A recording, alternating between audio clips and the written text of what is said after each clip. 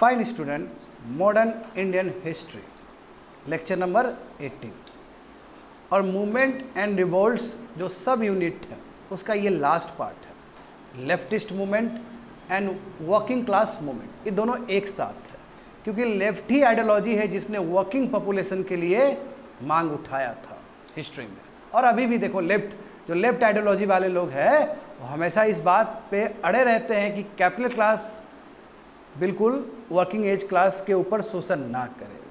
जैसे Karl Marx, देखो Karl Marx communist थे कि नहीं थे, उन्हीं के विचारधारा से तो इतना ज़्यादा तुम्हारा लेफ्टिस्ट आइडियोलॉजी पनपा है, निकला है। समझ गए ना? तो देखो सिलेबस स्टूडेंट, रिवोल्ट 1857 दिख रहा होगा, है ना? उसी में एक टॉपिक ये भी आता है, leftist movement and working class movement. यहाँ पे टॉपिक देखो, रिवोल्ट्स एंड मूवमेंट्स में हम लोग सोशो रिलीजियस रिफॉर्म मूवमेंट कर चुके हैं, रिवोल्यूशनरी मूवमेंट भी 2 पार्ट में देख चुके हैं, पीजेंट मूवमेंट भी पिछले क्लास में हो गया था, करेक्ट? हाँ, ट्राइबल मूवमेंट भी कंप्लीट हो चुका है, जो अभी रिसेंट में किए थे, रिवोल्ट ऑफ 1857 किए हैं पिछले क्लास में इनफैक्ट। तो working class movement and leftist movement इस क्लास में देखेंगे और इस हिसाब से ये यूनिट कंप्लीट हो जाएगा। समझ गए ना? इसलिए बी हैप्पी, ये यूनिट कंप्लीट होने जा रहा है। अभी तक क्या क्या यूनिट कंप्लीट किए हम लोग? Arrival of Europeans and trading companies, first unit completed. Second में क्या देखे थे हम लोग? Anglo Indian struggles, second unit भी कंप्लीट हो गया और थर्ड यूनिट आज की क्लास में कंप्लीट हो जाएगा। और इसके बाद हम लोग ब्रिटिश पॉलिसी एंड प्रोग्राम लेके आएंगे। समझ गए? देखो तो देखते थोड़ा इंट्रोडक्शन। बच्चे लोग यहाँ पे बहुत कुछ समझना होगा। अधिकतर विद्यार्थी वर्ग को इस चीज़ में कन्फ्यूजन रहता है कि क्या सोशलिस्ट और कम्युनिस्ट सेम है, क्या सोशलिस्ट और कम्युनिस्ट सेम है? देखो उद्देश्य तो दोनों का सेम है, मगर तरीका अलग है। कम्युनिस्ट भी चाहता है कि ऐसा सोसाइटी बने जहाँ पे सब के लिए हो equal distribution of wealth, egalitarian society, सब बराबर हो, कोई क्लास वाला सोसाइटी ना हो। यानी कि सोसाइटी कैसा हो? क्लासलेस सोसाइटी हो, कोई अमीर ना हो, कोई गरीब ना हो, सब बराबर हो, किसी का गिनी कोफिशिएंट ना बढ़े, किसी के पास पैसा ज़्यादा ना हो, किसी के पास पैसा कम ना हो, सब बराबर डिस्ट्रीब्यूशन है। ये कम्युनिस्ट का ही मानना है और ये सोशलिस्ट का ही मानना है। यदि मैं आइडियोलॉजी के टर्म्स में कहूँ तो कम्युनिज्म का भी यही मानना है और सोशलिज्म का भी यही मानना है। तो अंतर क्या है? अप्रोच में अंतर है। सोशलिज्म जो है वो कहता है कि आस्ते आस्ते रिफॉर्म्स करके, स्टेट इंटरवीन करके, पॉजिटिव, जैसे डीपीएसपी है ना भारत के कॉन्स्टिट्यूशन में, डीपीएसपी फंडामेंटल राइट्स है कि नहीं है? फंडामेंटल राइट्स के बाद तुमको जो डीपीएसपी ही दिखेगा भारत के संविधान में। डीपीएसपी क्या है? एग्जाम्पल है सोशलिज्म का, जहाँ पे स्टेट इंटरवीन करेगा, राज्य इंटरवीन करेगा ताकि उसका नागरिक यदि किसी भी चीज़ से वंचित है तो वो जो भी चीज़ से वंचित है उसको पूर्ण किया जाए। इसी को हम लोग बोलते हैं अफर्मेटिव एक्शन। रिजर्वेशन भी एक एग्जाम्पल है उसका। आखिर आज हम लोग SC ST को, OBC को जो रिजर्वेशन देते हैं, कारण क्या है? कि इनजस्टिस हुआ था हिस्ट्री में, ताकि उसको करेक्ट कर सके। आया समझ में स्टूडेंट? तो ये भी एक सोशलिज्म का कॉन्सेप्ट है। तो फिर कम्युनिज्म का आइडियोलॉजी क्या है? कम्युनिज्म और सोशलिज्म चाहता तो एक ही चीज़ है, बस सोशलिज्म क्या चाहता है? सोशलिस्ट लोग क्या चाहते हैं कि स्टेट के इंटरवेंशन से रिफॉर्म्स लाया जाए, पॉजिटिव अफर्मेशन स्टेप लाया जाए ताकि लोगों का उत्थान हो, लोग आगे बढ़ सके, इगैलिटेरियन सोसाइटी बन सके सोसाइटी में। मगर जो कम्युनिस्ट वाला जो लोग है, जो कम्युनिज्म आइडियोलॉजी में बिलीव करने वाले लोग हैं कि क्लासलेस सोसाइटी बनाने के लिए, इगैलिटेरियन सोसाइटी बनाने के लिए, रिडिस्ट्रीब्यूशन ऑफ वेल्थ के लिए यदि लड़ना पड़े तो लड़ने के लिए भी तैयार है, रेडिकल स्टेप भी लेने के लिए तैयार है। यहीं पे विचारधारा चेंज हो जाता है। ये रेडिकल स्टेप्स में बिलीव करता है कम्युनिस्ट वाले लोग सब, मगर सोशलिस्ट वाले लोग सब रेडिकल रूप में, रेडिकल स्टेप में बिलीव नहीं करते, वो तुम्हारा रिफॉर्म में बिलीव करते हैं। गांधी जी भी सोशलिस्ट थे, समझे? आया समझ में? और याद करो बच्चे लोग, जो तुम लोग को पढ़ाया गया है रेवोल्यूशनरी मूवमेंट्स, उसमें हम कई बार चीख चीख के बोल चुके हैं कि जितने भी सेकेंड फेज के जो हमारे बड़े बड़े जो यंग लीडर्स सब आए रिवोल्यूशनरी मूवमेंट में, चाहे वो भगत सिंह हो, चाहे वो सुखदेव जी हो, चाहे चंद्रशेखर आज़ाद हो, इस सभी कम्युनिस्ट विचारधारा वाले लोग सब थे। वो चाहते कि रेडिकल रिफॉर्म्स, रेडिकल तरीके से रिफॉर्म्स आए ताकि इक्वल डिस्ट्रीब्यूशन ऑफ वेल्थ हो। आया समझ में ये चीज़ तुम लोग को? तो देखो ये आराम से समझ में आ जाएगा तुम लोग को। देखो लेफ्ट जो है, लेफ्ट जो आइडियोलॉजी है वो बहुत ही सोशलिज्म से मिलता जुलता चीज़ है, सिनोनिमस मिलता जुलता चीज़ है। क्यों? क्योंकि सोशलिज्म क्या है? एक आइडियोलॉजी, एक विचारधारा है जिसमें जो टॉयलिंग वर्कर्स है, यानी कि जो नीचे दबा हुआ वर्कर है, जिसका शोषण हो रहा है कैपिटलिस्ट क्लास से, उसका उत्थान हो सके, उसका प्रोटेक्शन हो सके, ताकि कैपिटलिस्ट क्लास के द्वारा जो एक्सप्लॉयटेशन हो है वो कम हो। इसलिए जानते हो कि ट्रेड यूनियन बना जब 1917 में रशियन रिवॉल्यूशन हुआ, उसी के बाद तुम्हारा ट्रेड यूनियन दुनिया में बना है विद्यार्थी लोग। तो बात समझे, चाहे वो कम्युनिस्ट विचारधारा हो चाहे वो सोशलिस्ट विचारधारा हो, दोनों का ऑब्जेक्टिव सेम है, इक्वालिटेरियन सोसाइटी बनाना। जो वर्ड लेफ्ट है वो एक आइडियोलॉजी को रिप्रेजेंट करता है, और ये सोशलिज्म यानी कि सोशलिज्म वाला आइडियोलॉजी अलग है। कैसे अलग है? क्योंकि लेफ्ट बिलीव करता है रेडिकल रिफॉर्म्स में, कि रेडिकल स्टेप लेके भी आपको रिफॉर्म्स करना होगा। इसके लिए यदि मर्डर भी करना पड़े तो ठीक है, यदि इसके लिए बहुत बड़ा स्ट्रगल भी करना पड़े, यदि इसके लिए वायलेंट रूट भी हो तो ठीक है। मगर सोशलिज्म वाला बिलीव नहीं करता है ये चीज़। वो क्या चाहता है कि स्टेट इंटरवेंशन करे, स्टेट पॉजिटिव आस्ते आस्ते आस्ते रिफॉर्म्स लाए। समझ में आ रहा है ये चीज़? तो देखो जो वर्ड लेफ्ट है वो उस आइडियोलॉजी को रिप्रेजेंट करता है जहाँ पर रेडिकल रिफॉर्म्स होने चाहिए सरकार में, और सोशो इकोनॉमिक ऑर्डर रिस्टैब्लिश होना चाहिए, ताकि जो दबा हुआ जो क्लास है, अनप्रिविलेज जो क्लास है, ऑप्रेस क्लास, उसको शोषित क्लास है, उसका उत्थान हो सके। मगर उसके लिए यदि उसको रेडिकल स्टेप भी लेना है तो लेने के लिए तैयार है।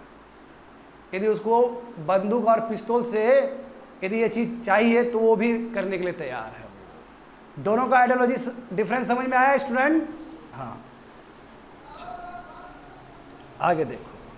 तो आखिर ये कम्युनिज्म वाला जो सिस्टम है, कम्युनिज्म वाला जो बिलीफ है, ये कहाँ से पनपा, ये कहाँ से आया?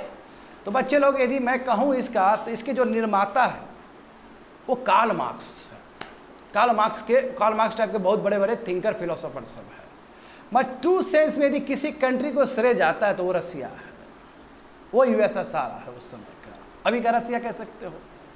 जो 1917 में रशियन रेवोल्यूशन हुआ था, ये काफ़ी दुनिया को प्रभावित किया, और ये एक मैसेज गया कि no, we have to take the radical steps. यदि समाज में जो बुराई है, समाज में जो त्रुटि है, समाज में पूरी तरीके से क्लास बट गया है, कोई अमीर है कोई गरीब है, यदि ये चीज़ को आपको ख़त्म करना है तो रेडिकल स्टेप लेना पड़ेगा। ये रशियन रेवोल्यूशन से पूरा दुनिया में मैसेज फैला है। और जान के हैरान हो जाओगे, जो फ्लैग बेरर्स है डेमोक्रेसी का, जो फ्लैग बेरर्स है कैपिटलिस्ट क्लास का, I am talking about the UK. USA तो बाद में बना कैपिटलिस्ट क्लास का, हालांकि कैपिटलिस्ट क्लास था वो, मगर यूके है ना जी, बनियाओं का देश कहा जाता है ब्रिटेन को। तो ब्रिटेन में भी कम्युनिस्ट वाला पार्टी सब पनपना शुरू हो गया था। इतना ज़्यादा अपीलिंग था ये। इनफैक्ट जान के हैरान हो जाओगे विद्यार्थी लोग, जब 1929 का जो ग्रेट डिप्रेशन आया था तो वेस्ट पूरी तरीके से पिट गया उसमें, मगर रसिया बच गया। तो एक मैसेज गया कि देखो, जहाँ पे स्टेट लेड इकोनॉमी हो, स्टेट तय करे कि कितना प्रोडक्शन करना है, स्टेट तय करे कितना डिस्ट्रीब्यूशन करना है। यदि स्टेट इस तरह का भूमिका अदा कर रहा है तो ज़्यादा बेटर है कि वो स्टेट में इकोनॉमिक क्राइसिस नहीं आ सकता है। इसका मतलब क्या कि मैसेज गया ना दुनिया को कि सभी कंट्री क्या करे, या अधिकतर कंट्री क्या करे, कम्युनिस्ट विचारधारा को एडॉप्ट करे। आ रहा है समझ में क्या बोल रहे हैं?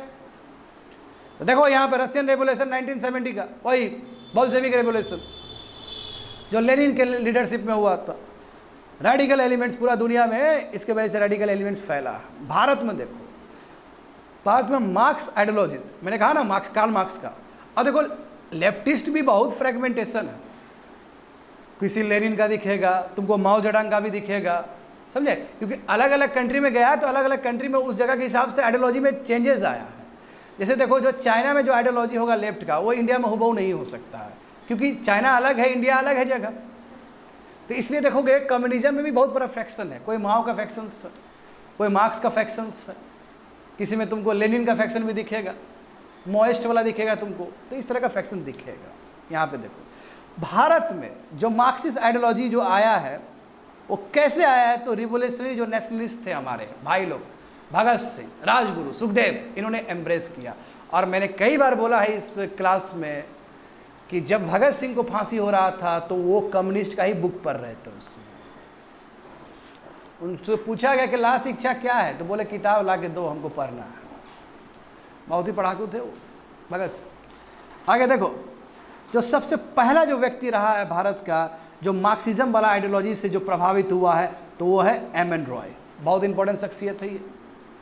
एम एन रॉय एक तरह से पायनियर है कॉन्स्टिट्यूएंट असेंबली बनाने के लिए भी। कॉन्स्टिट्यूएंट असेंबली बनाना, जिसने संविधान को बनाया, जो फर्स्ट आइडिया किसी ने दिया है तो उसमें एक एम एन रॉय सर भी है, समझे। और एम एन रॉय ने कम्युनिस्ट पार्टी बनाया था भारत में नहीं, बाहर, ताशकंद में। ताशकंद जानते हैं ना, उज्बेकिस्तान का कैपिटल है। तो उन्होंने उस समय 1920s के आसपास बनाया था, समझे। मगर वो क्या है, देश से बाहर बना है। जब वो कम्युनिस्ट इंटरनेशनल जो कि 1919 में हुआ था, फर्स्ट वर्ल्ड वॉर के बाद, जब ये मीटिंग चल रहा था जिसमें रसिया नेतृत्व कर रहा था इस मीटिंग को, तो उसमें वो भी गए थे अटेंड करने के लिए, डेलीगेशन में वो भी गए थे। आ रहा है समझ में? तो देखो यहाँ पे क्या लिखा गया, वही लिखा गया है। देखो, ये सेकंड कमिंटन जो कांग्रेस हुआ था 1920 में, 1920 में। ये क्या होता है कमिंटन कांग्रेस? इसका मतलब Congress international, communist international Congress, यानी कि दुनिया में जितने भी कम्युनिस्ट विचारधारा वाले जो लोग होंगे, कंट्री होंगे, सब आएंगे वहाँ पे, लीडर सब आएंगे। और 1920 में इसका एक मीटिंग हुआ था। इस मीटिंग में एम एन राव भी पहुँचे थे। और वहीं पे बच्चे लोग ताशकंद में इन्होंने कम्युनिस्ट पार्टी ऑफ इंडिया का रचना किया था 1920 में। प्रभावित हो गए थे उस मीटिंग में काफ़ी ज़्यादा।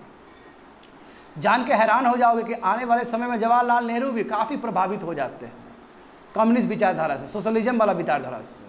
विचारधारा दोनों का सेम ही है। और जब पंडित नेहरू भारत के प्राइम मिनिस्टर बनते हैं तो तुम देख लो, 5th ईयर प्लान जो भी है, जितना भी आया है, जब तक पंडित नेहरू जिंदा थे, वो पूरी तरीके से हमने रसा को कॉपी किया है। जो लेनिन का जो 5 वर्षीय योजना था उसी को हमने कॉपी किया है। आ रहा है समझ में क्या बोल रहे हैं?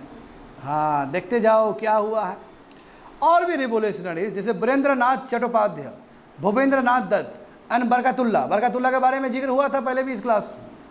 वो भी बाहर काम कर रहे थे और मार्क्सिज्म को मान रहे थे। मार्क्सिज्म वाला जो आइडियोलॉजी, वो कम्युनिज्म वाला आइडियोलॉजी को वो पूज रहे थे, स्वीकार कर रहे थे। बरकतुल्ला का याद है, अफगानिस्तान का एक एरिया को उसने क्या अपना किंगडम बना दिया था और वो खुद वहाँ के रूलर बन गए थे, वही प्राइम मिनिस्टर या प्रेसिडेंट बन गए थे, याद है ना, वही बरकतुल्ला है। तो देखो पिक्चर देखो, इन M N Rao, Birendranath Chattopadhyay, Barkatullah and Bhupendranath Dutta, ये सब रिवोल्यूशनरी लोग हैं जो कि कम्युनिज्म में बिलीव करते हैं। अब यहाँ पे देखो बच्चे लोग, सिलसिलेवार तरीके से इवेंट समझो। 1920 में कम्युनिस्ट पार्टी बना भारत का, मगर इंडिया में नहीं बना, बाहर बना, ताशकंद में, जो कि उज्बेकिस्तान का कैपिटल है। बच्चे लोग, ताशकंद एक चीज़ से और फेमस, यही ताशकंद जगह पे लाल बहादुर शास्त्री का भी मौत हुआ था। वो मीटिंग गए थे अटेंड करने के लिए, ठीक है। उस पर अभी भी विवाद, अभी भी कंट्रोवर्सी है।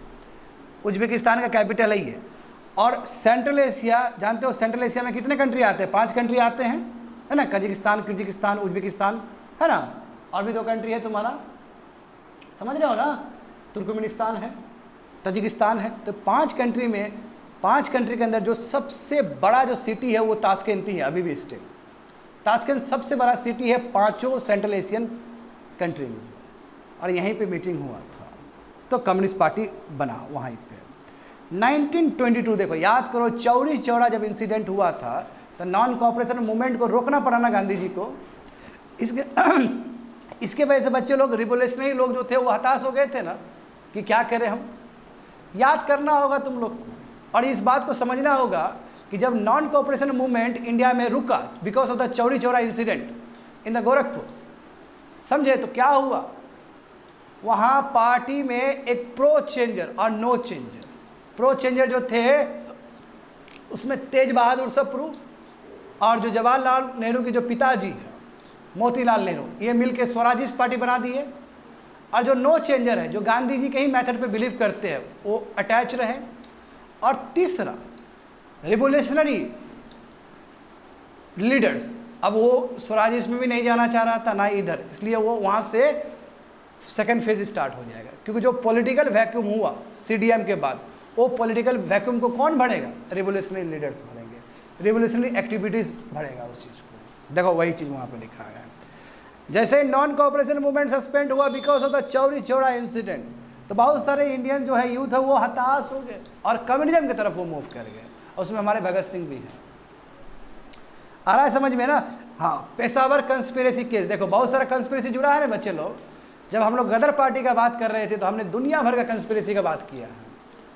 हाँ, यहाँ पे देखो पेशावर कंस्पिरेसी केस, समझो यहाँ पे क्या हुआ था।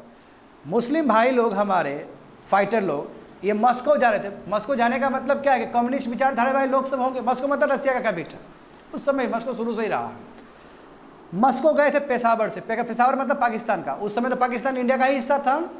तो पेशावर से मॉस्को जा रहे थे कि किस लिए जा रहे थे? ताकि वहाँ पे ट्रेनिंग ले सके, कम्युनिस्ट वाला विचारधारा को और बेटर समझ सके।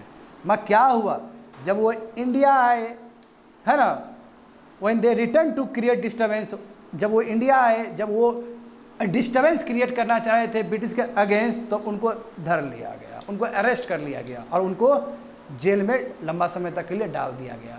तो ये जो कंस्पिरेसी है, इसी कंस्पिरेसी को क्या कहते हैं? पेशावर कंस्पिरेसी। कहो सर इसमें कंस्पिरेसी क्या हुआ? कंस्पिरेसी मतलब होता है षड्यंत्र, तो षड्यंत्र था। तो यहाँ पे पेशावर से गया मतलब मॉस्को, वहाँ से आर्म्स और एम्यूनेशंस और विचारधारा, वो विचारधारा और आर्म्स और एम्यूनेशंस के साथ वो लौट रहा है। किस लिए लौट रहा है? ब्रिटिश को चुनौती देने के लिए। तो कंस्पिरेसी तो हुआ ये। आ रहा है समझ में ना? हाँ बिल्कुल। तो ध्यान रखना ये अच्छे से, क्योंकि कम्युनिस्ट का जो जर्नी है उसमें पेशावर कंस्पिरेसी बहुत इंपॉर्टेंट है। आगे देखो विद्यार्थी लोग, अब फिर दूसरा कंस्पिरेसी समझो, कानपुर बोल्शेविक कंस्पिरेसी। देखो बोल्शेविक वर्ड वहाँ पे जोड़ा जा रहा है, समझ रहे हो ना? इसका मतलब रसिया से कितना इन्फ्लुएंस्ड होगा हमारे लीडर्स। जैसे अभी जस्ट जो हाल फिलहाल में जो कम्युनिस्ट बने हैं, मुजफ्फर अहमद, ऐसे डांगे, शौकत उस्मानी, नलिनी गुप्ता, सिंगरावेलू चित्तौर, गुलाम हुसैन, इनको पकड़ लिया गया क्योंकि ये लोग षड्यंत्र रच रहे थे सरकार को चुनौती देने के लिए। तो कंस्पिरेसी हुआ कि नहीं हुआ? ये समझ पा रहे हो ना? हाँ, जब इन लोगों को धर लिया गया, जब इन लोगों को अरेस्ट कर लिया गया, तो ये जो चीज़ है न्यूज़पेपर में काफ़ी ज़्यादा हेडलाइंस बटोरा था। और उस समय इंडियन पब्लिक भी थोड़ा बहुत समझ पा रहे थे कि इंडिया ये कम्युनिज्म वाला विचारधारा क्या होता है। देखो भगत सिंह भी जेल से कितना मैसेज पहुंचाए हैं अपना। जब कोई चीज़ पेपर में लिखना शुरू हो जाए, समझो लोगों के बीच में जाना वो शुरू हो गया वो मैसेज। वही बात है, ये केस को इतना ज़्यादा हाइप मिला है न्यूज़पेपर में कि पहली बार इंडियन पब्लिक को समझ में आया कि कम्युनिज्म विचारधारा क्या है। अब पीपल तो खुशी ना होगा जी, यहाँ तो कैपिटलिस्ट क्लास खुद ब्रिटिश है, यहाँ तो कैपिटलिस्ट क्लास खुद जमींदार है, यहाँ तो कैपिटलिस्ट क्लास खुद मनी लेंडर है। ये शोषण करके रखा है कि नहीं रखा है फार्मर्स को, वर्कर्स को, इंडस्ट्री यहाँ पे तो कैपिटलिस्ट क्लास वर्कर को दबा के रखा है। तो लोगों के बीच में ये विचारधारा जाएगा, यही चीज़ तो चाहिए इन लोग को। गुलाम हुसैन, बताओ अब क्या हुआ बताओ। गुलाम हुसैन खबरी बन गया, ब्रिटिश का वो इन्फॉर्मर बन गया। होता है ना बच्चे लोग, सबको पकड़ लिए।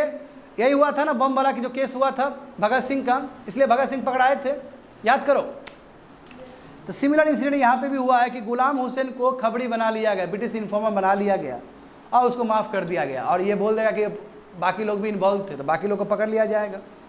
हाँ, बाकी लोग को पकड़ लिया गया, मगर एमन रॉय ये भाग गए, सक्सेसफुली भाग गए।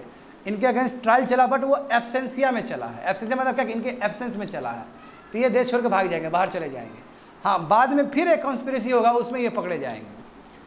आ रहा है समझ में? तो कोई पूछेगा तुम लोग से, पेशावर कंस्पिरेसी किस चीज़ से जुड़ा हुआ है, कानपुर बोल्शेविक कंस्पिरेसी किस चीज़ से जुड़ा हुआ है, तो बता दोगे ना?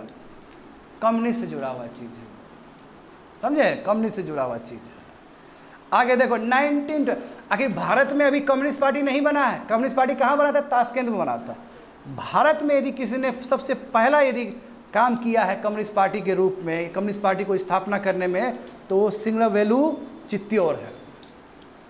बात समझो? हो सकता है प्रोनाउंसिएशन में दिक्कत हो सकता है, मगर बात समझो, स्पेलिंग समझो यहाँ पे, ठीक है? समझ गए ना? तो all India conference of Congress party Kanpur में हुआ और इनके प्रेसिडेंटशिप, इनके लीडरशिप के अंदर। तो कानपुर कॉन्फ्रेंस क्या है? बिगिनिंग है कम्युनिस्ट पार्टी का भारत में। तो भारत में अब इसका ब्रांच बनने जा रहा है, भारत में इसका पार्टी खुलने वाला है। एम क्या है? समझ रहे हो ना, जोशीले लोग हैं इसके अंदर, एक से एक रिवोल्यूशनरी लीडर्स है इसके अंदर, जोश तो बड़ा होगा विद्यार्थी लोग, सब जवान लोग सब है इसके अंदर। क्या एम था? कंप्लीट इंडिपेंडेंस चाहिए, ब्रिटिश के अंदर नहीं, कंप्लीट इंडिपेंडेंस चाहिए। दूसरा क्या है कि इंडियन सोसाइटी को रीऑर्गेनाइज करना है, किससे? कॉमन ओनरशिप, यानी कि स्टेट डिसाइड करे, बात समझा, और स्टेट क्या करे? रीडिस्ट्रीब्यूशन ऑफ वेल्थ करे, सबका अधिकार है जी। काहे अमीर आदमी के पास ही काहे रहेगा सब समान संपत्ति, गरीब आदमी के पास क्यों नहीं रहेगा? मैंने कई बार बोला है इस क्लास में, यदि स्टेट चाहे तो किसी को भी राजा को रंग बना सकता है, रंग को राजा बना सकता है कि नहीं? बताओ तो कॉमन ओनरशिप होना चाहिए, इंडियन सोसाइटी को रीऑर्गेनाइज करना चाहिए ताकि इक्वल डिस्ट्रीब्यूशन ऑफ वेल्थ हो and control of means of production. क्या होता है? स्टेट मीन्स ऑफ प्रोडक्शन को कंट्रोल करे, इंडियन स्टेट अपने हाथ में चीज़ों को रखे। यदि स्टेट अपने हाथ में रखेगा तो सबका वेलफेयर करेगा। यदि तुम मार्केट का हवाले कर दोगे, तुम कैपिटलिस्ट क्लास का हवाले कर दोगे, तो समझ ही रहे हो, कोई बहुत ज़्यादा रईस हो जाएगा और कोई बहुत ज़्यादा गरीब हो जाएगा। आज देखते हो ना कैपिटलिस्ट क्लास सब कितने अमीर हो गए, कोविड-19 के बाद देखते हो कैपिटलिस्ट क्लास सब, एलन मस्क कहाँ से कहाँ पहुँच गया, इंडिया में भी जो देखते हो बड़े बड़े उद्योगपति कहाँ से कहाँ पहुँच गए। तो control of means of production and distribution state का होना चाहिए, इस पर स्टेट कंट्रोल करे, and distribution of wealth in the interest of all. समझ गए ना, ये सब विचारधारा है कम्युनिज्म का कि इक्वल डिस्ट्रीब्यूशन ऑफ वेल्थ होना चाहिए।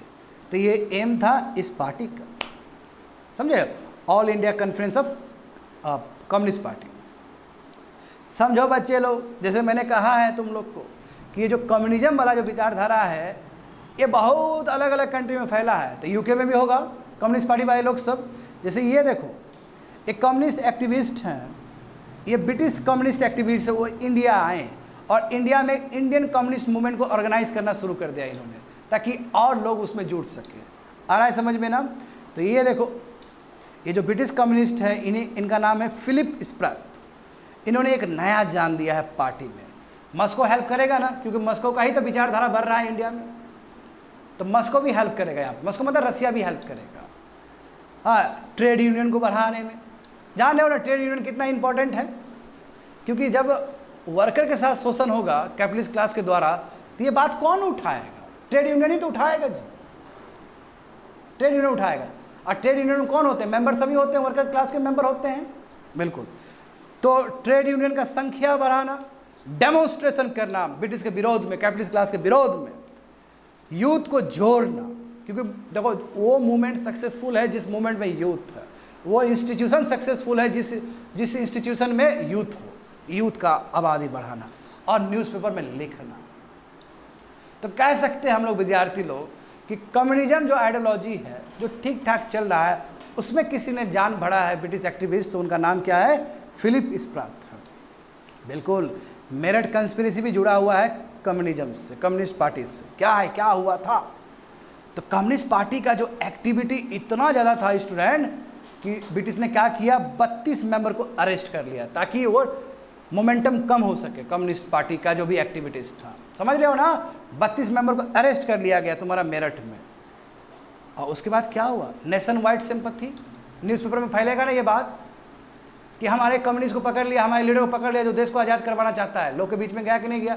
और तुम लोग को पता होना चाहिए, जब भगत सिंह को जब फांसी दिया गया और जब गांधी जी गए थे कराची सेशन अटेंड करने के लिए, तो उस समय उनको ब्लैक फ्लैग भी दिखाया गया था। भारत में पहली बार ब्लैक फ्लैग कब दिखाया गया था? ब्लैक फ्लैग यानी काला झंडा कब दिखाया गया था? Simon commission. और उसी लाठी चार्ज में लाला लाजपत राय, है ना, गंभीर हो गए थे। जब हॉस्पिटल में थे तो माथा खराब हो गया था भगत सिंह का कि एक ऑर्डिनरी सिपाही हमारे इतने बड़े लीडर के ऊपर हाथ उठा दिया। गुस्सा था उनको इस चीज़ को लेकर, समझे। मैं बेचारे लाला लाजपत राय घायल हुए और वो गुजर गया।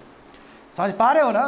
तो मेरठ देखो, Meerut case gain sympathy of nationalist. जितने भी नेशनलिस्ट लीडर थे, जितने भी पब्लिक थे, उनको काफ़ी सहानुभूति हुआ इन लीडर से। क्यों? 32 लीडर को पकड़ लिया गया। जानते हो ना, जेल में जो जाते हैं लोग, अरेस्ट होते हैं, तो ऑटोमेटिकली सिंपैथी गिर। आखिर ये लोग भारत के कॉज के लिए ही तो लड़ रहे थे। तो ये हो गया बच्चे लोग मेरठ कंस्पिरेसी। याद रहेगा ना तुम लोग को मेरठ कंस्पिरेसी? तो अभी तक 3 कंस्पिरेसी पढ़ चुके हो। अब यहाँ पे देखो, एक और होगा। कानपुर में 2 कंस्पिरेसी हुआ, एक नया कंस्पिरेसी और होगा। इसमें एम.एन. राव को पकड़ा जाएगा। तो पहले देखते हो 1930 से लेकर 1934 विद्यार्थी लोग यदि तुम लोग इंडियन नेशनल मूवमेंट को ट्रैक करोगे इस पीरियड में, तो इस समय बहुत कुछ हो रहा है। इस समय सीडीएम चल रहा है, सिविल डिसोबीडियंस मूवमेंट, सल्ट सत्याग्रह, दांडी मार्च, ठीक है, बिहार से लेकर हर जगह ही अपने अपने लोकल एरियाज में हो रहा था। और जानते हो कि राउंड टेबल कॉन्फ्रेंस वजह से ये रुक गया। ये चला है 1 साल 1.5 साल तक चला है, मैं उसके बाद रुक गया। नाम के लिए हम लोग 34 कहते हैं। गांधी जी आए राउंड टेबल कॉन्फ्रेंस अटेंड करके, हालांकि गांधी जी खुश नहीं हुए वही सेपरेट इलेक्टोरेट को लेके, जहाँ पे BR अम्बेडकर और गांधी जी के बीच में कन्फ्लिक्ट हो गया था। मैंने बताया था तुम लोग को, पूना पैक्ट भी हुआ है राजेंद्र प्रसाद मदन मोहन मालवीय के हेल्प से, है ना। तो ऑफिशियली 1930 से लेकर 34 तक चला है। मैं कहूँगा कि 32-33 में थोड़ा कम पड़ गया था, क्योंकि जैसे ही गांधी जी यहाँ पे अरेस्ट हो गया, मूवमेंट हो गया। यहाँ पे देखो ये जो फेज है सिविल डिसोबीडियंस मूवमेंट का, देखो इसमें कम्युनिस्ट देखो, इसलिए मैं कहता हूँ ना, कम्युनिस्ट ने हर समय अपने आप का जो चाल है, अपने आप का जो स्टेप्स है वो बदला है। देखो कम्युनिस्ट लोग क्या किया, एंटी कांग्रेस कैंपेन शुरू कर दिया। बताओ, कांग्रेस के विरोध में कैंपेन शुरू कर दिया। अब उसके भी पीछे रीजन है, क्योंकि हम जानते हैं 1885 में कांग्रेस बना, और कांग्रेस तो कई बार फार्मर का इशू भी नहीं उठाता था, वो तो बाद में प्रेशर हुआ तो उठाया है। नेहरू जी का प्रेशर कहो, या बहुत सारे जो रेवोल्यूशनरी लीडर्स टाइप के जो सोच रखते थे, क्योंकि कांग्रेस में जो लीडर थे वो खुद तुम्हारे जमींदार टाइप के लोग सब थे। तो इस चीज़ को अब देखो, जमींदार को कम्युनिस्ट भाई लोग पसंद नहीं करेंगे, नहीं करेंगे। तो देखो यहाँ से क्या हुआ, कम्युनिस्ट पूरा विरोध करना शुरू कर दिया, एंटी कांग्रेस कैंपेन, पूरा कैंपेन कांग्रेस कैंपेन का अगेंस्ट विरोध करना शुरू कर दिया। और जो उस समय के जो लीडर्स थे, पॉलिटिक्स जो कर रहे थे, नेहरू जी, गांधी जी, इसके आइडियोलॉजी के अगेंस्ट खड़ा हो गए कम्युनिस्ट लोग से। ये नहीं होगा, इससे नहीं होगा, देश आजाद नहीं होगा इससे, ये तरीका नहीं है लड़ने का ब्रिटिश से, ये गलत तरीका है। खा काम करेगा ये लोग वर्कर के लिए, खा काम करेगा इसके लिए, इस तरह का सोच। तो देखो इसमें क्या बोल रहा है, कांग्रेस को क्या बोल रहा है, ये लोग कम्युनिस्ट लोग सब बोल रहा है कि ये ऑर्गेनाइजेशन है कैपिटलिस्ट क्लास का, और ये मासेस के लिए कभी काम नहीं कर सकता, इसलिए इसका आइडियोलॉजी मानने की जरूरत नहीं है। तो साफ साफ तुमको दिखता है ना दोनों के बीच में फ्रिक्शन, कम्युनिस्ट। तो यही मैं बोल रहा हूँ, कैसे कम्युनिस्ट बदल रहा है। सीडीएम के टाइम में कम्युनिस्ट क्या विरोध किया, किसको, कांग्रेस को, नेहरू जी का पॉलिटिक्स को, गांधी जी के पॉलिटिक्स को। 1931 में, यानी कि 30 से लेकर 34 के बीच में एक घटना घटा था, उसको बोलते हैं कानपुर कंस्पिरेसी, 1931 में। और ये Kanpur conspiracy finally M.N.. Rao, जो कि संस्थापक है कम्युनिस्ट पार्टी ऑफ इंडिया का ताशकंद में, उनको पकड़ा गया। समझे स्टूडेंट। और हद तो तब हो गया विद्यार्थी लोग जब देखा ब्रिटिश, क्योंकि कुछ ज़्यादा ही ये एक्टिविटी चला रहा है, कुछ ज़्यादा ही यूथ को मोबिलाइज कर रहा है, तो इसको इलीगल घोषित कर दिया गया। किसी भी पार्टी को आप इलीगल घोषित कर दोगे, इनवैलिड घोषित कर दोगे, तो उसका जो स्टेटस है ख़त्म हो जाएगा ना। वही हुआ, क्योंकि सीपीआई ने उस समय बोला था कि जितने भी टेक्सटाइल ओनर्स हो, सॉरी जितने भी टेक्सटाइल वर्कर्स हो, जो तुम लोग के साथ शोषण जो हो रहा है कैपिटलिस्ट क्लास के द्वारा, आओ एक बहुत बड़ा स्ट्राइक करते हैं। एक बहुत बड़ा स्ट्राइक करने का मतलब क्या हुआ, कैपिटलिस्ट क्लास को चुनौती देना। कैपिटलिस्ट क्लास को चुनौती देने का मतलब ब्रिटिश को चुनौती देना। तो ब्रिटिश गुस्से में आके क्या बोल दिया कि ये सीपीआई जो है कम्युनिस्ट पार्टी ऑफ इंडिया क्या है, वो इलीगल है, जाओ। अब क्या करोगे, ना इधर ना उधर। अब ये लोग बुद्धि लगाएगा, कम्युनिस्ट लीडर सब बोलेगा कि नो, अब कांग्रेस के अंदर घुसते हैं, कांग्रेस के अंदर घुस के कांग्रेस का ही विरोध करेंगे और वहीं पे एजेंडा चलाएंगे अपना। तो पॉलिसी ऑफ इन्फिल्ट्रेशन तुमको देखने को मिलेगा इसके बाद। जैसे इलीगल घोषित हुआ, तो अब जितना भी रेड उड होगा उसके दफ्तर पे, प्रिंटिंग प्रेस पे, वहाँ पे ज़बरदस्ती बंद करवाया जाएगा। समझ रहे हो, जब इलीगल कोई संस्था घोषित हो जाए तो सरकार रेड देना शुरू कर देती है। समझ पा रहे हो स्टूडेंट। तो ये सब चीज़ घटना घटा है ना। और सीपीआई को इलीगल घोषित कर दिया गया। अब यहाँ पे देखो, ये सेकेंड फेज देखो, जब कम्युनिस्ट पार्टी को रियलाइज़ हुआ तो हम तो पॉलिटिकल सीन से अलग थलग हो गए, अब हम क्या करें, तो इन्होंने एक नया प्लान रचा, उसी को बोलते हैं पॉलिसी ऑफ इन्फिल्ट्रेशन। यानी कि जो इंडियन नेशनल कांग्रेस को ये गरिया रहा था बैठ के, उसी इंडियन नेशनल कांग्रेस में जाके शामिल होगा, क्योंकि किसी तरह इसको सर्वाइव करना है, किसी तरह देश के कॉज के लिए इसको लड़ना है। समझ गए ना। तो लखनऊ एग्रीमेंट हुआ है 1937 में, और लखनऊ एग्रीमेंट के साथ क्या हुआ कि जो कांग्रेस, देखो कांग्रेस का एक अपना भी पार्टी चल रहा था, कांग्रेस में बहुत सारा प्लेटफॉर्म था, हम बताएं ना। कांग्रेस का देखो ऑल इंडिया किसान कॉन्फ्रेंस भी चल रहा था, तो कांग्रेस का एक सोशलिस्ट पार्टी भी था, उसमें नेहरू जी सब बहुत एक्टिव थे। तो कांग्रेस सोशलिस्ट पार्टी में कम्युनिस्ट वाले लोग सब एंटर करना, अलायंस करना शुरू कर दिए। देखो communist party of India made an alliance with the Congress socialist party led by Jayaprakash Narayan. देखो जयप्रकाश नारायण कितना बड़ा कद है। जयप्रकाश नारायण जो कांग्रेस सोशलिस्ट पार्टी को लीड कर रहे थे, उसके नेता थे, उसमें वो अलायंस हुए। हालांकि इसमें नेहरू जी सब भी शामिल थे, क्योंकि नेहरू जी का भी सोशलिज्म पे बहुत बिलीव था, सोशलिज्म पे। यही कारण था कि भारत जब आज़ाद हुआ तो सोशलिज्म वाला चीज़ वो इम्प्लीमेंट किए हैं। आ रहा है समझ में विद्यार्थी लोग? तो देखो अभी कांग्रेस के पार्टी के साथ अलायंस बना रहा है ना, कि कांग्रेस सोशलिस्ट जो ये आपका कांग्रेस सोशलिस्ट पार्टी का कांग्रेस का ही प्लेटफॉर्म है।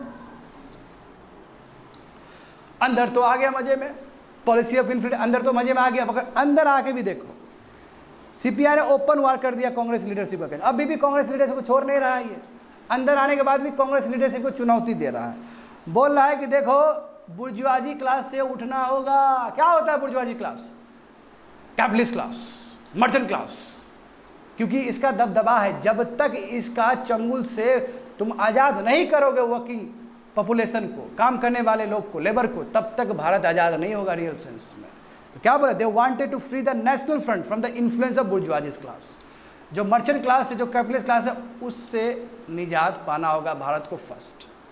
डायरेक्ट चुनौती है कांग्रेस को, समझे? When the Congress party continuously support British government, अब देखो क्या हुआ था, याद करो बच्चे लोग। गांधी जी पीछे से खंजर नहीं घोंपते थे। गांधी जी चाहे फर्स्ट वर्ल्ड वार हो, चाहे सेकंड वर्ल्ड वार हो, इंडियन नेशनल कांग्रेस ने हमेशा ब्रिटिश को साथ दिया है। इसलिए साथ दिया है कि जब ब्रिटिश का स्थिति खराब है तो पीछे से कुछ नहीं किया जाए। जब इंडियन नेशनल कांग्रेस ने ये डिसाइड किया कि हम ब्रिटिश गवर्नमेंट को सपोर्ट करें, क्योंकि अभी सेकंड वर्ल्ड वार चल रहा है। देख रहे हो पीरियड, देख रहे हो, समझ में आ रहा है पीरियड? ये सेकंड वर्ल्ड वार 1939 से लेकर 45 तक चला था ना, समझे? जब इंडियन नेशनल कांग्रेस ने डिसाइड किया, led by Gandhi ji and other leader, कि हम ब्रिटिश को सपोर्ट करेंगे सेकेंड वर्ल्ड वार में, तो कम्युनिस्ट लोग दम भर कर ही आएगा। देखो CPI strongly criticise the policy of Congress, ठीक है, क्रिटिसाइज किया, मगर जानते हो कम्युनिस्ट तो कम्युनिस्ट है। रसिया से भी ऊपर से ही फरमान मिला है, काहे चिल्ला रहा है तुम इंडिया में बैठ के? ब्रिटेन मेरे साथ अलायंस, मेरा यूके के साथ मेरा अलायंस है रसिया का, शांत रहो। कि शांत हो गया, इसका मतलब ये किसके इशारे पे काम कर रहा था? किसके इशारे पे काम कर रहा था? रसिया के इशारे पे काम कर रहा था, क्योंकि रसिया और यूके एक साथ हो गया सेकेंड वर्ल्ड वार में।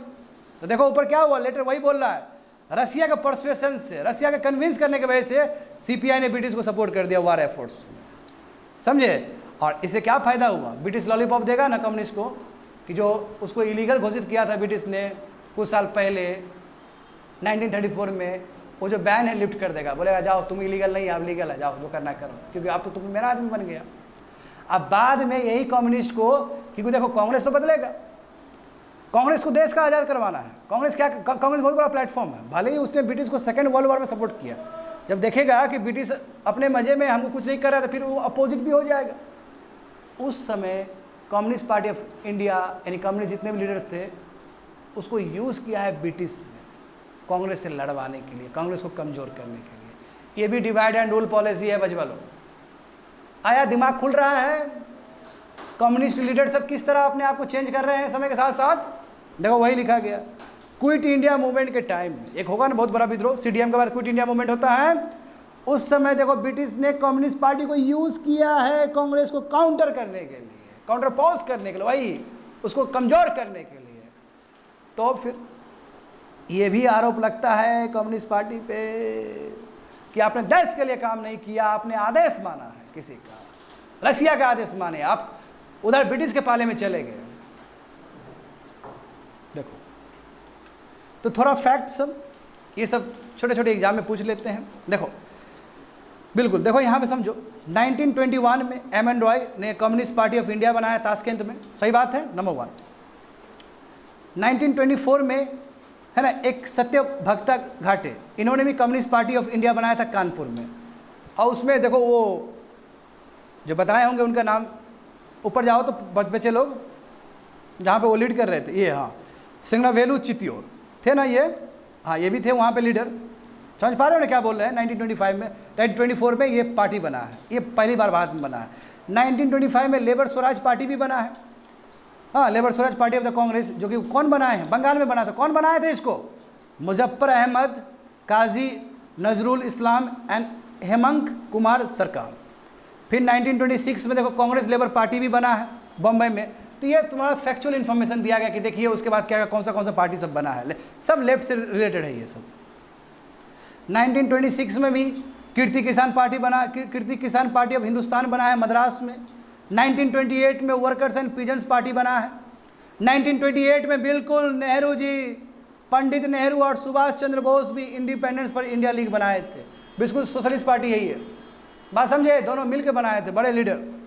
1940 में रिवोल्यूशनरी सोशलिस्ट पार्टी बना था और वो भी काफ़ी क्लोज था तुम्हारा कांग्रेस सोशलिस्ट पार्टी से।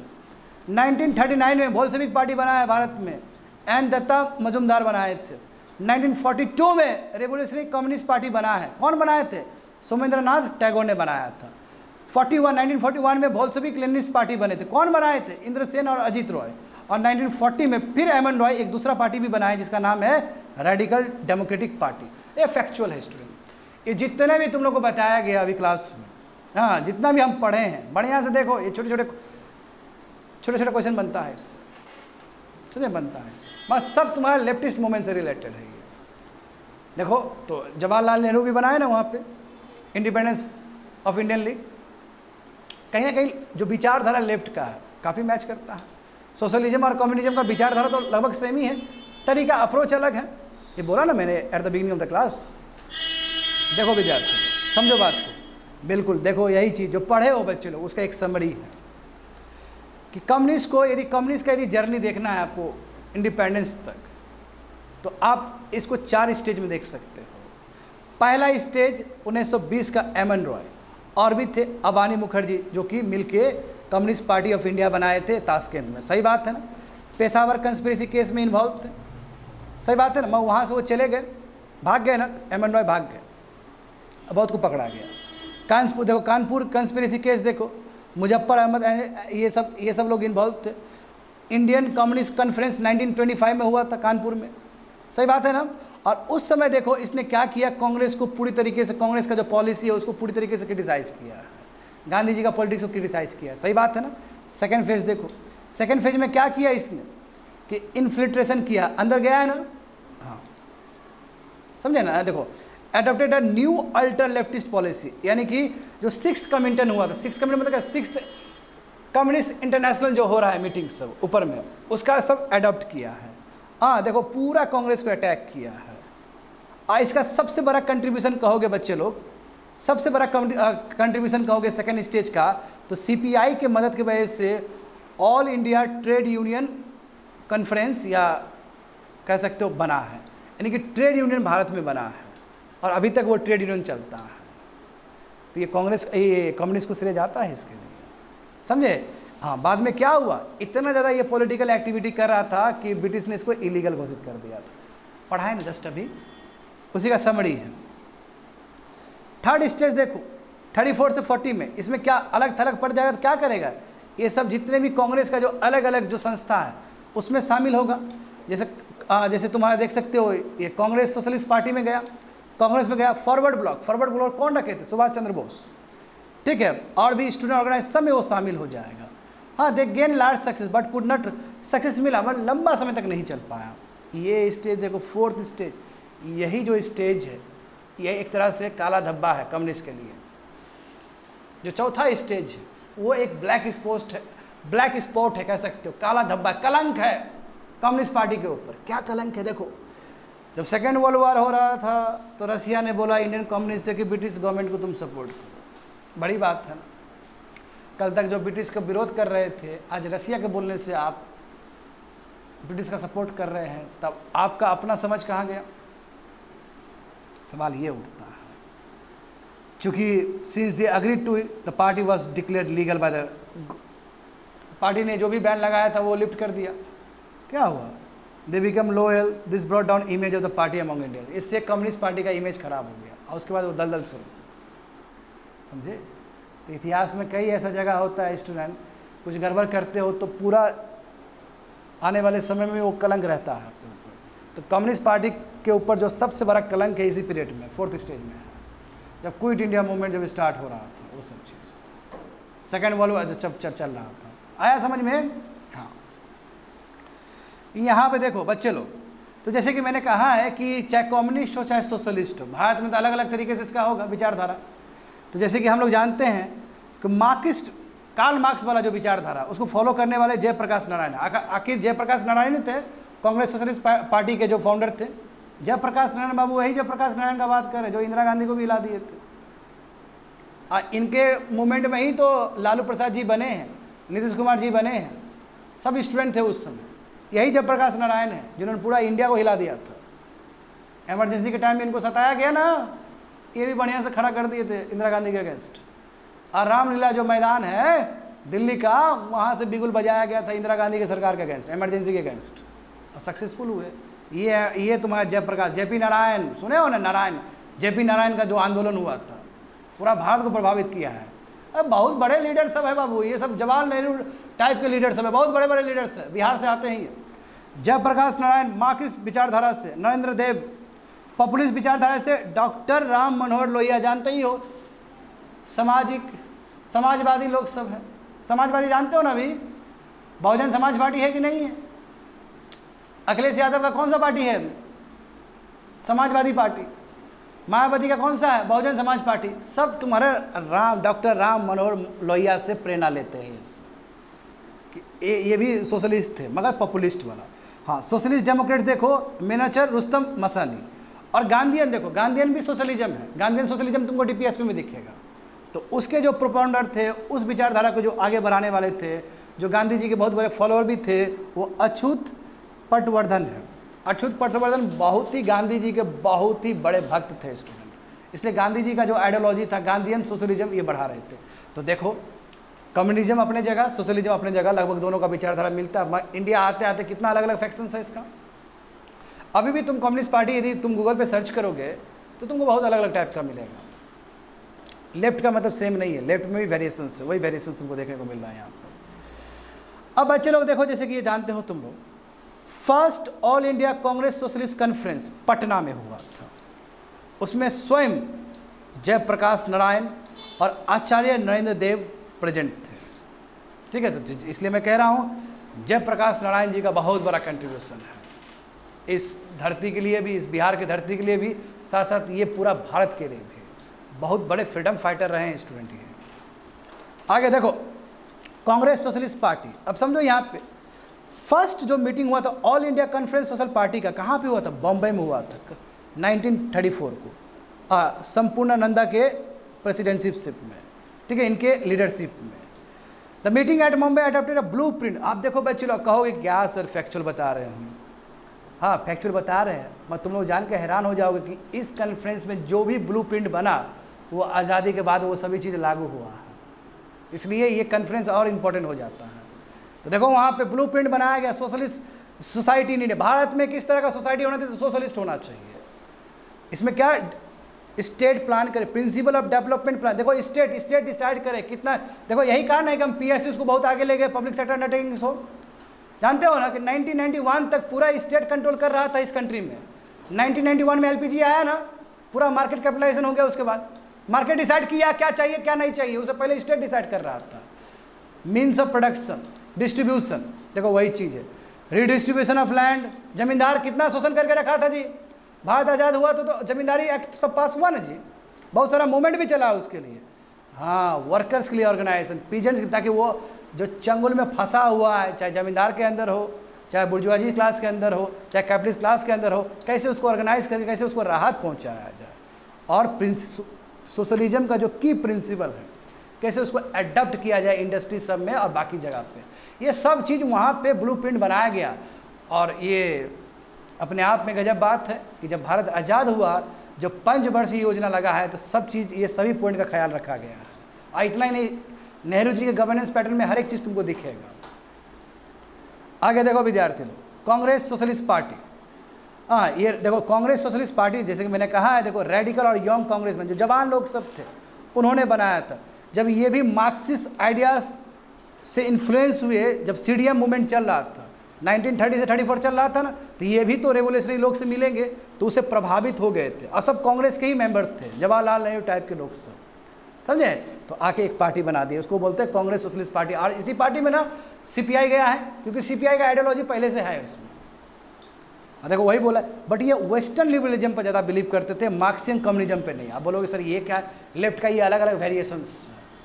तो ये जो वेस्टर्न लिबरलिज्म है ये क्या बोलता है, ये बोलता है कि देखो लड़ के नहीं लेना है रिफॉर्म्स, आस्ते आस्ते लेना है, स्टेट के द्वारा लेना है। यही ना एक बेसिक डिफरेंस है कम्युनिज्म और सोशलिज्म में। सोशलिज्म में क्या है, कम्युनिज्म में क्या है, रेडिकल स्टेप से भी हमको सोसाइटी को ठीक करना है ना। और सोशलिज्म में क्या है कि रिफॉर्म्स। तो बिल्कुल वेस्टर्न लिबरलिज्म पे बिलीव कर रहे थे ये लोग, कांग्रेस सोशलिस्ट पार्टी लोग। और देखो वही बोले, कांग्रेस सोशलिस्ट पार्टी चाहते थे कि सोसाइटी में चेंज आए ग्रेजुअली, आराम से सोशल रिफॉर्म्स लाके, ना बल्कि लड़ाई करके, ना बल्कि वॉलेंट प्रोटेस्ट करके। स्वराजिस्ट और भी बहुत सारे कांग्रेस लीडर्स थे जिन्होंने that handle that establishment party was to divide the Congress organisation. देखो अब क्या हुआ, कई लोग तो ये भी सोचे कि ये जो बना है कांग्रेस सोशलिस्ट पार्टी बना है, कहीं ना कहीं कांग्रेस को तोड़ने के लिए बना है। ठीक है, बस सब ने अपने अपने तरीके से भूमिका अदा किया है। देखो जब 1935 का जो गवर्नमेंट ऑफ इंडिया एक्ट पास हुआ, बहुत बड़ा एक्ट है ना ये, इसका 70-80% तुमको अभी इंडियन कॉन्स्टिट्यूशन में दिखेगा ये चीज़। तो उस समय बच्चे लोग थोड़ा सा दिक्कत हो गया, थोड़ा सा कन्फ्लिक्ट हो गया। और जो मिनिस्ट्री बना था 1937 में, क्योंकि 1935 में गवर्नमेंट ऑफ इंडिया एक्ट आया, उसके हिसाब से इलेक्शन होना होगा यहाँ पे। जब इलेक्शन हुआ था तो उस समय भी ओपिनियन में कांग्रेस का जो मेंबर उसके ओपिनियन में तुमको डिफरेंस नज़र आएगा। कांग्रेस और ये जो सोशलिस्ट पार्टी वाला जो कांग्रेस है इसमें तुमको डिफरेंस नज़र आएगा। चाहे गवर्नमेंट ऑफ इंडिया एक्ट 1935 का बात हो, चाहे कांग्रेस मिनिस्ट्री बनाने का बात हो, क्योंकि जानते हो कि कांग्रेस बहुमत में जीता था, इसमें जिन्ना हार गया था। और उसके बाद जिन्ना ने अलग पॉलिटिक्स शुरू कर दिया हिंदू मुस्लिम का। समझ गए? तो देखो एक बार पढ़ते समझो इस बात को। Swarajist and many other Congress leaders handled that the establishment of party was to divide the Congress organization. They differed on the question of the Government of India Act, the formation of ministry in 1937 and the organization of Kisan Sabha। यानी कि जो main चीज़ था सब पे different opinion रखते थे as compare to other congressman. तो यहाँ पे बच्चे लोग समझो, यहाँ पे समझो तुम लोग, बॉम्बे सेशन ने एक सेपरेट प्लान डिसाइड किया था, सेपरेट प्लान डिज़ाइन किया था वर्कर्स और पीजेंट्स के लिए। देखो ये बहुत काम आएगा आने वाले समय में भी। वर्कर्स के लिए डिमांड रखा गया था कि यस वर्कर को पूरा पावर होना चाहिए कि वो यूनियन बना सके, ताकि वो कैपिटलिस्ट क्लास के ऊपर प्रेशर क्रिएट कर सके। नंबर 1, वो स्ट्राइक कर सकता है, कोई दिक्कत नहीं, क्योंकि पहले जानते हो स्ट्राइक करना इलीगल था, वो स्ट्राइक कर सकता है, ये डिमांड था इन लोग का। बॉम्बे सेशन में ये चीज़ को रखा गया कि वर्कर्स के लिए कम से कम ये सब चीज़ होना चाहिए, लिविंग वेज होना चाहिए, हाँ कम से कम तुम्हारा 40 आवर वीक होना चाहिए, 8 घंटा दिन में काम होना चाहिए। ये लोग तो 10-10 घंटा 12-12 घंटा काम करवाता था, बात समझे ना। और हाँ यदि बीमार हो गया तो इंश्योरेंस होना चाहिए, ओल्ड एज में कुछ एक्सीडेंट हो गया तो उसके लिए पेंशन होना चाहिए, यदि कोई अनएम्प्लॉयमेंट हो गया तो उसके लिए अलाउंसेस सब होना चाहिए। देख रहे हो ना, मुंबई सेशन में वर्कर के हित के लिए बहुत सारा प्लान डिसाइड किया गया है और आने वाले समय में बिल्कुल ये सब चीज़ का यूज़ किया जाएगा आफ्टर इंडिपेंडेंस। पीजेंट्स के लिए क्या रखा गया कि ये जो ज़मींदारी वाला सिस्टम है ख़त्म करिए, कोऑपरेटिव फार्मिंग पे काम करिए। कोऑपरेटिव फार्मिंग जो कि रसिया में भी चला था, सब एक साथ आके, जैसे डैडी मिल्क देखते हो ना, कोऑपरेटिव फार्मिंग का एग्जांपल है। रेंट जो फालतू का रेंट जो है, टैक्सेस जिसकी वजह से बेचारे लोगों को बहुत मुश्किल हो रहा है जीना, वो सब चीज़ को ख़त्म किया जाए। और जो फ्यूडल लेवीज है, यानी कि ज़मींदार कुछ भी टैक्स लगा रहा है पीजेंट्स के ऊपर, ये सब चीज़ खत्म हो। तो देख रहे हो ना, सेपरेट प्लान है वर्कर्स के लिए भी और पीजेंट्स के लिए भी। तो बम्बई सेशन कह सकते हो कि बहुत ही अच्छा तैयार किया। अब कौन पार्टी किया? कांग्रेस सोशलिस्ट पार्टी किया। इसलिए मैं कह रहा हूँ कि कांग्रेस सोशलिस्ट पार्टी का योगदान कम मत समझो, अच्छा योगदान दिया है इन्होंने। जो वर्किंग एज पॉपुलेशन है या फिर पीजेंट्स है उसके लिए अच्छा भूमिका अदा किया है। देखो तो असेसमेंट करो कांग्रेस सोशलिस्ट पार्टी का, है ना। जो भी कांग्रेस सोशलिस्ट पार्टी मतलब क्या, कम्युनिज्म से भी विचारधारा सब मिलता जुलता है, आइडियोलॉजी सेम ही ना है जी इसका। देखो तो इन्होंने क्या किया, पीजेंट मूवमेंट को ऑर्गेनाइज किया और एक यूनियन दिया, ये अपने आप में गजब बात है। नंबर 1, हाँ कांग्रेस पॉलिटिक्स में यदि किसी ने एनर्जी भरा है कि नहीं ऐसे काम नहीं किया था, ऐसे करो, एक नया मोमेंटम दिया है, तो वो कांग्रेस सोशलिस्ट पार्टी है। नंबर 2, और इसी का effort, it was due to their efforts, the Indian National Congress ने भी बोला कि यस जब भारत आज़ाद होगा तो सोशलिस्ट पैटर्न से भारत आगे बढ़ेगा। नेहरू जी किए कि नहीं किए?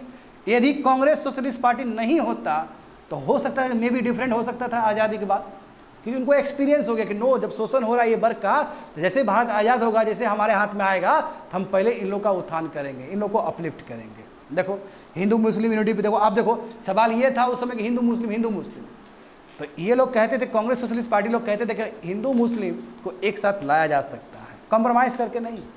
जैसे एनसीएम और खिलाफत में एक तरह से कॉम्प्रोमाइज ही था कि तुम्हारा खिलाफत इशू है, तुम भी जुड़ जाओ मुस्लिम सब। वो कितना दिन तक चला, नहीं चला वो। तो कंप्रोमाइज़ करके हिंदू मुस्लिम को एक साथ नहीं लाया जा सकता है। हिंदू मुस्लिम को एक साथ लाना है तो इकोनॉमिक इश्यूज़ पे आप ला सकते हैं, क्योंकि दोनों ही शोषित वर्ग है, दोनों ही फार्मर्स हैं, दोनों ही वर्कर्स हैं। यदि इकोनॉमिक मुद्दा होगा तब दोनों साथ आ सकता है लड़ने के लिए ब्रिटिश के अगेंस्ट। और देखो रेवोल्यूशनरी एक्टिविटीज़ किया ही है क्विट इंडिया मूवमेंट के टाइम में। तो ये कंट्रीब्यूशन है कांग्रेस सोशलिस्ट पार्टी का, जिसका विचारधारा काफ़ी हद तक कम्युनिज्म से, सोशलिज्म से मिलता जुलता है। कंट्रीब्यूशन समझ गए स्टूडेंट? यस, कंप्लीट कर चुके हैं। तो देखो ये पूरी तरीके से रिवोल्ट्स एंड मूवमेंट्स कंप्लीट हो चुका है। Socio religious reform cover, revolutionary movement cover, peasant movement cover हो चुका है, ट्राइबल मूवमेंट कवर हो चुका है, रिवोल्ट ऑफ 1857 कवर हो चुका है, और आज की क्लास में लेफ्टिस्ट मूवमेंट और वर्किंग क्लास मूवमेंट भी कवर हो गया। तो ये यूनिट पूरी तरीके से कवर हो चुका है। That's it.